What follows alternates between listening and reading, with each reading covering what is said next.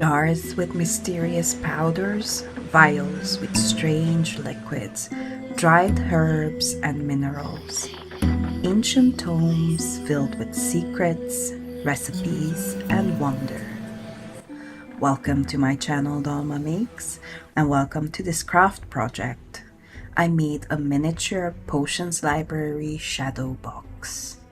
This project was inspired by this notebook. The notebook is fine, but look at that great packaging. It's basically a shadow box already made. I just had to reinforce it a little bit. So I used masking tape. I'm just reinforcing the cardboard flaps and all the corners, so wherever there may be a weak point. My mother gave me this piece of lace, and it's actually handmade and possibly vintage, but it is a rather strange shape. We don't really use things like this for decoration, so she just donated to me to use it for crafting.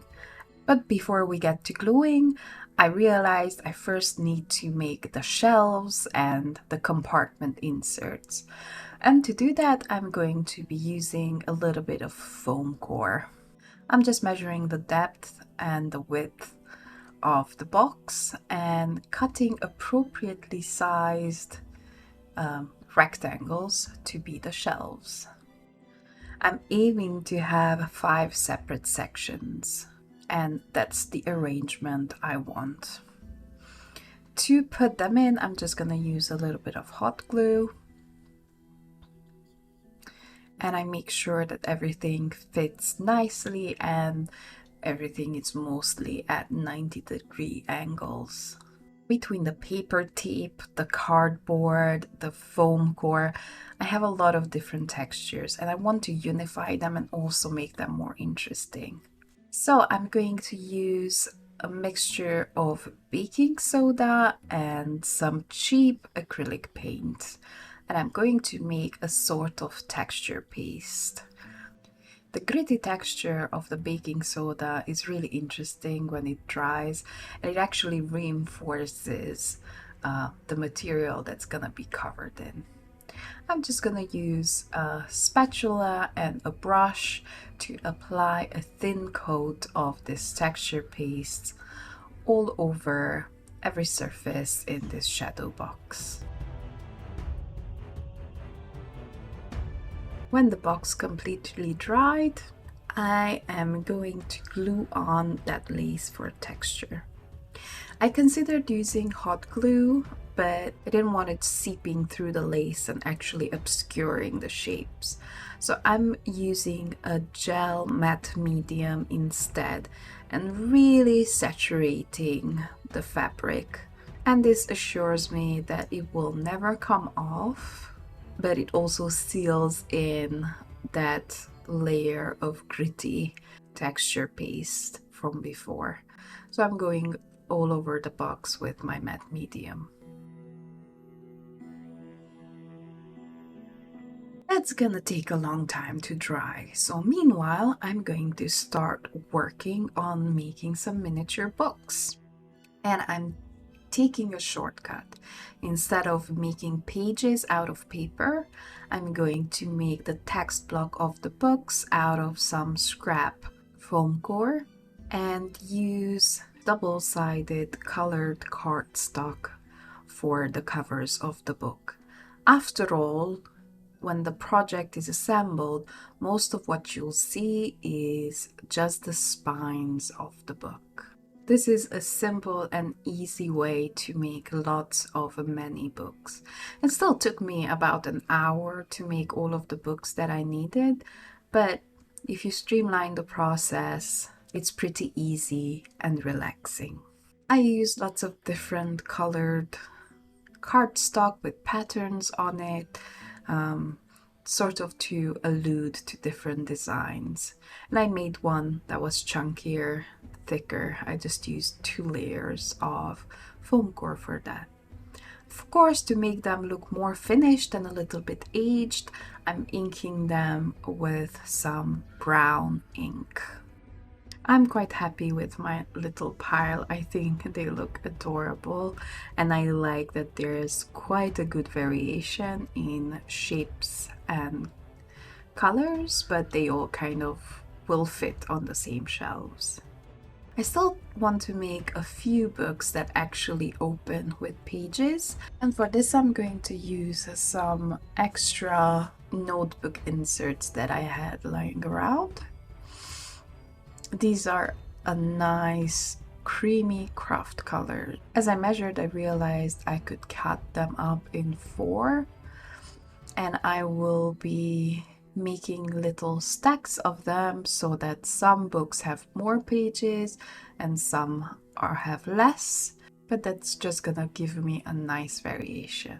And I'm just using PVA glue to hold everything together.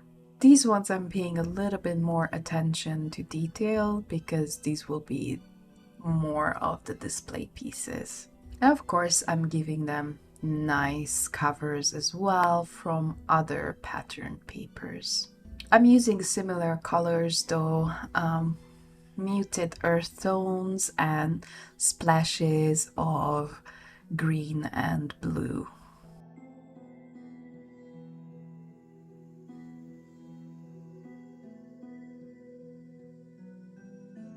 On 2 of the covers I actually want to put some designs on, and I have a stash of printout of mini fantasy magic looking images, and one of them is going to get a circle design with some rune looking things, and the other one the crow and the title that says spells and potions, which is very appropriate to the fantasy theme that I'm working with.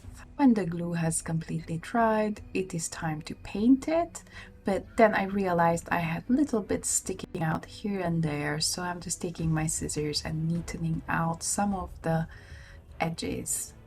To base coat, I'm going to use a really nice dark brown acrylic paint.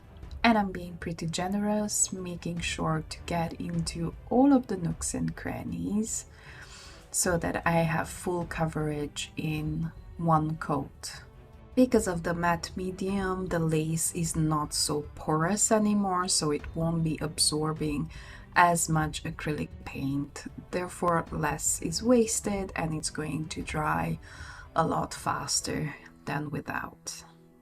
In the long section, in the lower right corner, I actually want to add some hanging drying herbs, and I need something to hang them from. So I'm using this food skewer to cut out some dowels from at the right scale and sanding them down just to make sure that they are exactly the right length and there are no rough edges. And of course I'm gonna paint them in the same dark brown as everything else. My sister harvested and dried these spring buds really carefully for me. I think they come from a willow tree, and I'm just going to thread them with a needle into a nice little cluster. They're so very cute. They do look like there could be like tiny rabbit feet, but also like what they are. Stringing them with the needle caused some of them to break, so I just switched to gluing them into a cluster. This preserved moss also seemed like a prime candidate for some hanging herbs, maybe like some woody herb like rosemary or thyme. So some tiny plastic plants, and I'm tying everything with a little bit of embroidery floss. I actually chose a color that sort of looks like jute at miniature scale. I'm just making sure to very securely attach the string to them so that they don't unravel over time just by hanging. And I have a collection of other dried and preserved and dyed plants. real plants have a lot more detail at this scale, and I've created little hanging clusters with a bunch of them. When the base coat has fully dried, it's time to actually give it some color, and I'm going to be using a lighter brown. First of all, this is kind of like a chalky texture, and I'm gently dry brushing all over the box, but only on the exterior where the lace is, avoiding the inside, because I want those cavities to actually be as dark as possible so that everything else can stand out against the dark background. To finish it off, I'm using a chalky orange paint just to highlight the texture of the lace a little bit more, and I feel like that really did the magic. And it's time to finally assemble. First, I'm going to wrap these little hanging plants onto those dowels as if they're tied on. But instead of trying to make miniature knots, I'm just going to secure them on with some glue. And I'm going to have 2 layers, one higher up and one lower, and the one in the back is going to actually be glued a little bit to the back. But I'm just deciding on what goes where and what are the clusters that I'm actually working with. Securing the little dowels in with some glue as well, and I've decided to use a little bit of hot glue just to keep those herbs in the position that I wanted them in the back. The front row is going to be hanging loose, but I wanted these ones in a specific position. I think that makes a really nice little cluster. And then I'm gluing in the dowel into its final position. And these ones are going to be free hanging and will have a little bit of movement. In the bottom part, however, I want to glue in some jars. And I have quite a bit of a collection of miniature jars and vials, and for fun I have been making these tiny potion ingredient jars, and this is the perfect project for them to be used in. I'm also adding miscellaneous items like this piece of sea glass that I think just looks cool. And it's time for the little books to be brought back in and for them to actually find their homes. So in the narrower shelf, I'm actually going to fill most of it with the tiny books. This is what I was talking about. By the end, you're only going to end up seeing the spines of the book. So it made sense for me not to spend a lot of time making the text block for these books. They will still look amazing, and nobody could guess that it's just foam inside. Well, except you who are watching this video. After I put in a row of the little books, I want to make another little cluster of objects just there at the end. I put in one of the books with the pages, a little jar with a wet specimen inside and a tiny label, and this very interesting rock with lots of holes that looks like it could be igneous material. And for the top shelf, more little books, but this time I'm starting on the other side just to create a little bit of visual balance. I'm just gluing them in one by one, aligning them nicely. I'm also adding one of the books with the pages on top. And the left side of the top shelf is going to be filled with other miniatures. This one is a vial with beads in it. Others have sand and dried moss and lichen. Others have just some dried acrylic paint. And I'm arranging them in a way that is the most pleasing for my eye. I'm choosing to display the potions and spell book in quite a visible way so that you can tell that there's pages, and I'm filling up the rest of that segment with other ingredient and potion bottles. I have various shapes and sizes. I've been collecting them for quite a while. I'm also filling in the gaps with other things like pebbles, more sea glass, and some tiny seashells. I even have a real lump of coal that I'm going to glue in. It's so very shiny and beautiful. I still have a gap at the top and I want to fill that in with a little bit of a pop of color. So I'm making this display tray by cutting up some plastic greenery and sort of creating a nice aesthetic cluster as if it was another type of potion ingredient, maybe like succulents or something. And finally, on the bottom shelf, I'm going to be putting in some more labeled jars. As final touches, I'm adding bits and bobs here and there, more pieces of sea glass, and a little bit more of that preserved moss.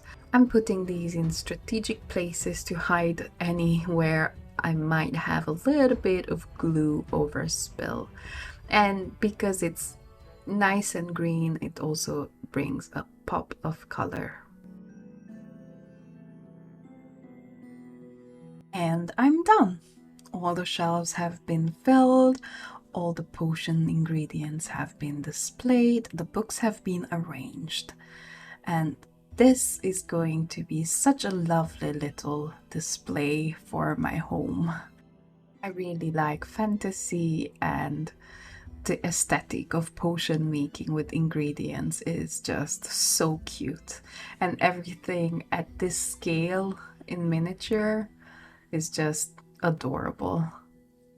I'm giving you a close-up tour of everything in their place. Let me know which compartment is your favorite out of the 5 in the comments. And I would like to hear overall your opinion on this project. There's a variety of handmade crafts on my channel, but miniatures is something I really do enjoy making. So let me know in the comments if this is something you would like to see more of. Please consider subscribing to my channel for more videos, and I hope you're having a nice day. Thank you for watching. Bye.